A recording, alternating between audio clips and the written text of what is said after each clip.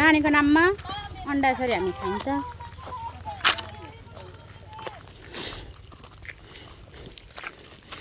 सबै खाना नानीलाई कोही लाँदा सबै हामी खान्छौँ।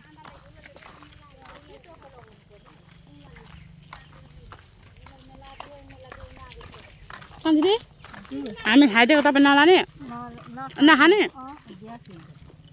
कसले दिने? मेरो छोरीले खान्छ। छोरी खान्छ र हाम्रो सेन्टरबाट थापेर खाइहाल्छ छोराले हो। हाम्रो सेन्टरको त मेरो अर्कै आमाजु दिदीले खाइदिनु हुन्छ। बुढी हुनुहुन्छ, कान सुन्दैन, अनि खाइदिनु भन्यो लीला दिदी। हामी त खाइदिएको भोक लागिरहेको थियो अन्डा दिन्छ यसरी खाइँदै।